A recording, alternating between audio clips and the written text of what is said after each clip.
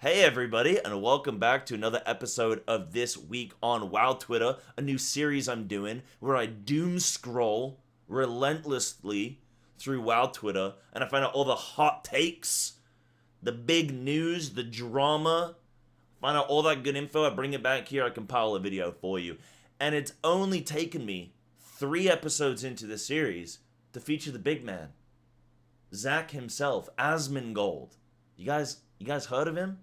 You always want to feature an Asmongold clip because you never know if he's going to react to it on stream, so it's got to be done. Any WoW content creator, you got to make sure you do it. So for those of you that don't know, a little bit of context before we look at Asmongold's tweet.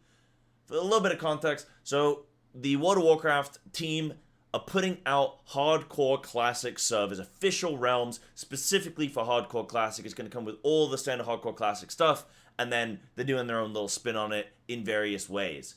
Now, Asmongold put out a tweet response to the World of Warcraft Twitter account and said, how much money is it to restore a character on the hardcore realm if it dies? A lot of old arcade games had you put in a quota to continue when you died. Would be pretty cool to see something like this added for hardcore for not only nostalgia, but also to be more friendly to casual players. Only difference is it'd be more than a quota because of inflation, of course. Now, a really good idea is if people could use their food stamps in order to restore their characters when they die on Hardcore Classic. I know that's something that a lot of people have been asking for. But, I mean, in reality here, what Asmongold is saying is actually just a complete meme. He doesn't actually mean it. But what this enables me to do is say that I reacted to an Asmongold tweet, which is really important and critical for the algorithm on YouTube. What I actually want to talk to you guys about is Hardcore Classic servers, which are really, really cool. So a lot of people in the community have been looking forward to these Hardcore Classic servers. It's really popular right now. If you actually go on the World of Warcraft section of Twitch, then you will see that most people that are in the top end are streaming Hardcore Classic. And right now they're doing it unofficially. They're doing it with like various add-ons and stuff to make it as kind of realistic and community focused as they can. You can see in the world when people die and it pops up on your screen, and it's really cool, and everyone's doing their self-imposed rules. But the problem is that these servers have been around for a long time, and that they're not just hardcore-only servers. So you can have somebody who's not playing within the rules and the confines of that, and then they can, affect the economy and affect, like, various things to do with combat and PvP and all that kind of stuff. And so it kind of makes it a little bit awkward to play around. Now, Blizzard are looking to do things like when your character dies, it's just done, which they can do on their end, right? They can make it so that when your character dies, it's just perma ghost. You can't res, you can't trade gold, can't do anything. They are, however, adding in an auction house, which I think is really interesting. Some people are going to be against it, and I understand why. Because if somebody gets to a high level, they can get gear, and then they can sell on the auction house to lower level players or profession mats, and certain professions make it a lot easier to level, like alchemy with various like elixirs and potions and all that kind of stuff. Also like first aid, that's really helpful. So various things that you can do to basically make it easier for lower level hardcore players to get ahead once these servers have been out for a little while. But something that I do like about the auction house is that it's going to be on a fresh server, and it's going to only be hardcore characters that can interact with it, so it is going to be a genuine hardcore auction house experience. And also, hardcore servers, official hardcore servers, should limit the amount of bots that we get in game, fingers crossed. The reason being, if bots die, which they are probably prone to doing, right? They're pretty advanced these days, but even so, if bots do die, then that character is gone, it's done, and it's hard to boost up another character very quickly the way in which bots would want to be able to do. So it is possible bots are still going to exist. I'm sure they will. They always find a way, but hopefully it should limit that a little bit, and we shouldn't get too many like bot or auction house interactions going on. Now, Blizzard are also disabling, or they're disabling PvP unless you choose to toggle into it, and even just like right-clicking on a player name, we're not going to have any Zalazanes getting people killed. So, really excited for Hardcore Classic servers. I want to know from you guys in the comments if you're also looking forward to it. But yeah, that was all I had for this one. Now, for any Dragussian enjoyers out there, you'll be aware of a guy called Preheat. And he plays Evoker. He's been doing, I mean, he makes a lot of great content on the stuff, but he's been very unlucky in obtaining the legendary weapon that Evokers can get their hands on. Or should I say? So he's been pretty unlucky with it. Now, lucky for him, you can very easily boost an Evoker to max level very quickly, jump into LFR, and try and get the legendary weapon on a fresh Evoker each time, because you have a weekly lockout for the loot chance. So he's been doing that. Instead of waiting week to week, he's just boosting up Evokers and spam running LFR, which is kind of insane unless your name is THD, in which case it's just a normal day at the office. So he has finally been able to get the legendary. Congratulations to the man. But it's taken him, I assume, days, hours, weeks perhaps, in order to do this. But it has proven successful.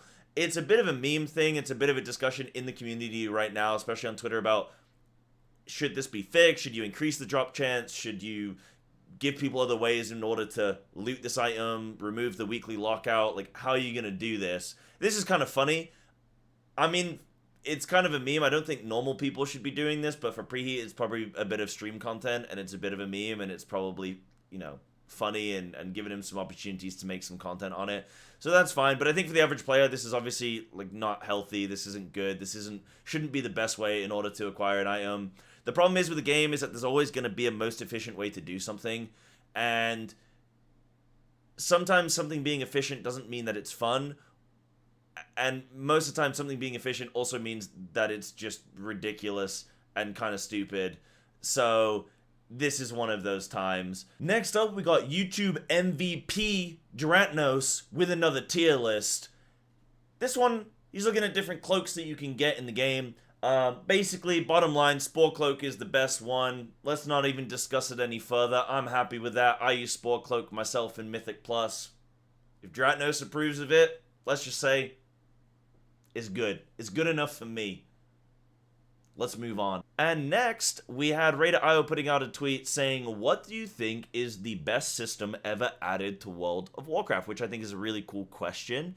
And a lot of people in the comment section were saying, like, Transmog and Mythic Plus, so we'll kind of focus on those a little bit. But Mythic Plus, yeah, absolutely a fantastic system. It's become an esport of its own. It's become one of the big pillars of World of Warcraft. You got PvP, whether it be Battlegrounds or Arena, and then you've got Raiding or Mythic Plus, and those are the big pillars now with, like, endgame systems. Like I say, it's become an esport as well, Mythic Plus has. It's got the TGP and the MDI, so Mythic Plus has been really successful. I mean, I've made a career out of it. I've made a job out of it, so it can't be that bad.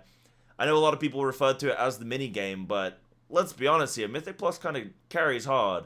And, of course, like, Transmog as well, really awesome. Transmog is great. Not something that I personally am super into. If you've seen any of my characters, you'll know. But some people like it, so that's good for them. I think the additions that they're doing with the trading post and stuff like that just furthers that system even more. It would be really nice if they went a next step further and they did player housing, because I'm pretty sure that would be probably considered the best, like, hands down the best system that they could add to the game.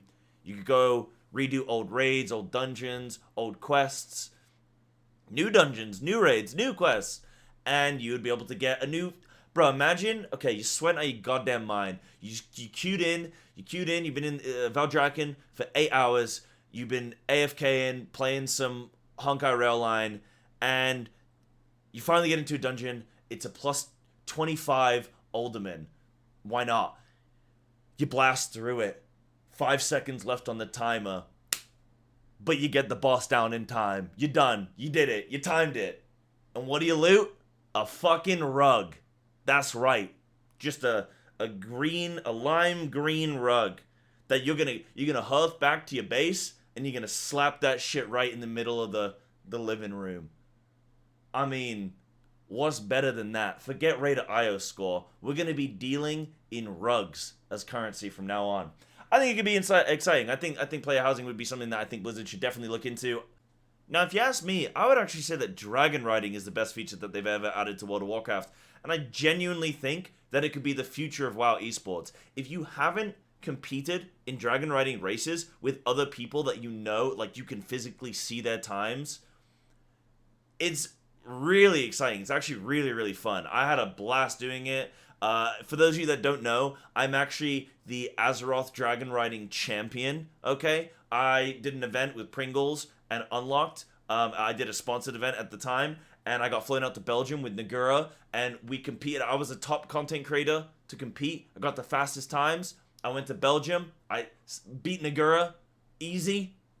No competition. And I even won this. Look, check this out. Check this out. I got the golden Pringles can, okay? This proves that I am the best Dragon Rider in the world. So, that's why I think Dragon Riding is the best. The best feature that they've ever added to this game. And, you know what? Check this clip out. Here's what I won. A year's supply of Pringles. Check this out.